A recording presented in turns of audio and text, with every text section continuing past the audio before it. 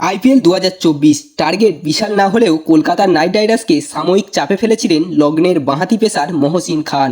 একদিকে opener Phil Salt থাকলেও আর এক ওপেনার সুনীল নারিন এবং তিনে নামা রঘুবংশীকে ফেরান মহসিন খান। লখনৌ শিবিরে কিছুটা আশার আলো ছিল, কিন্তু সেই আশার আলো আর বেশিক্ষণ রইল না, ধীরে ধীরে নিভতে শুরু করলো।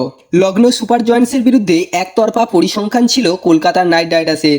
এর আগে তিনবারই মুখোমুখি হয়েছিল এই দুই দল, তিনবারই জয়ের হাসি লখনৌ শিবিরে। গম্ভীর লগ্ন থেকে কেকেআরে ফিরতেই পরিসংখ্যান বদলে গেল। প্রথমবার লখনৌ সুপার জয়ান্টসের বিরুদ্ধে জিতল কেকেআর। বাংলা নববর্ষ জয় করল কলকাতার নাইট রাইডার্স।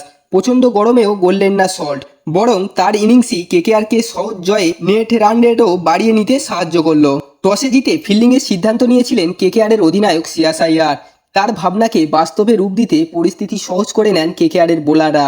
বিশেষ করে বলতে হয় মিচেল স্টার্কের কথা। প্রবল সমালোচনার মুখে থাকা এই বাঁহাতি পেসার অনবদ্য বোলিংয়ে 3 উইকেট নেন। ক্যাপ্টেন শ্রেয়াস আইয়ারের সঙ্গে 140 রানের অবিচ্ছিন্ন জুটি ফিল্ড সল্টের। মাত্র 15 ওভার 4 বলে জয়ের লক্ষ্যে পৌঁছে যায় Kolkata night Riders. Phil Salt 47 বলে 89 রান এবং শ্রেয়াস আইয়ার 38 রানের অপরাজিত একটি দুর্দান্ত ইনিংস খেলেন। তো বন্ধুরা, আজকের খেলাটি কেমন লাগলো অবশ্যই কমেন্ট করে জানাবেন। আর হ্যাঁ, আপনারা ফাইনালে কোন দুটি টিমকে দেখতে চান অবশ্যই কমেন্ট করে জানাবেন। ভিডিওটি ভালো লাগলে একটা লাইক দিয়ে দেবেন। এই ধরনের খেলার আপডেট দ্রুত পাওয়ার জন্য চ্যানেলটিকে অবশ্যই সাবস্ক্রাইব করে দেবেন।